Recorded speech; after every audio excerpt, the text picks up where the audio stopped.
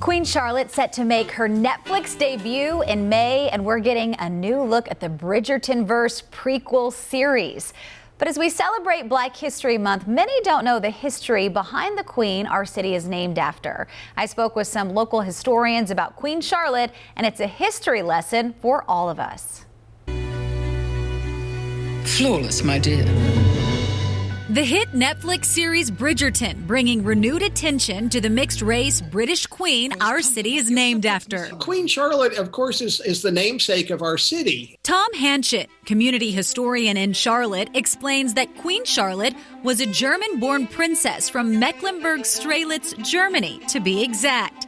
But her ancestral roots can be traced back to King Alfonso III of Portugal. Before her German ancestry, she had roots into a Portuguese royal family, the family of King Alfonso III.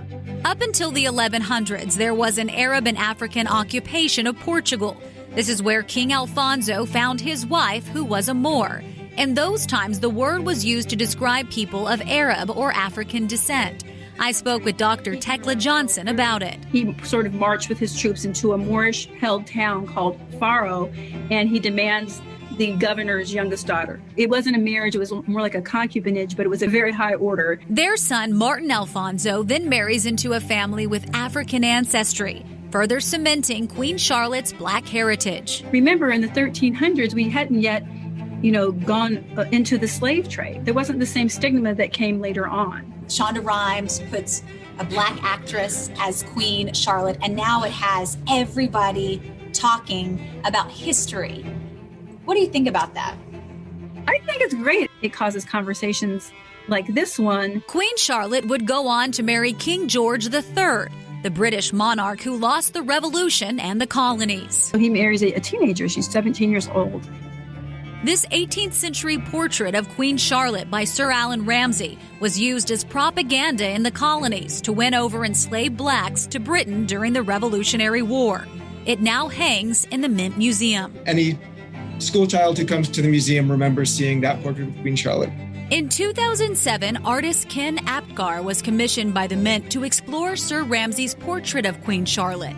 That sparked a dialogue which led to 6 images and a variety of interpretations of the Queen. Can you talk about what people saw when they saw her portrait? There are phrases like black, white, other on one of them. There's another one that just says immigrant.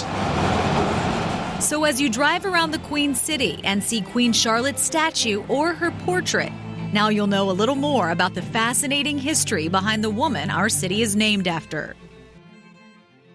And the 6-episode limited series on Queen Charlotte is set to be released on May 4th on Netflix, so I can't wait to watch it.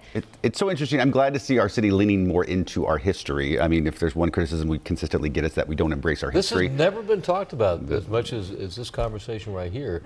And then the historical perspective as well, and the sculpture at the airport. Yeah. The cool thing now is it's in a much more prominent place. Yes. For years it was off on the corner near a parking garage, and now it's like at the center of the terminal. Not unveiled yet, but after completion of that construction, Yep. it'll be Looking forward to that as well.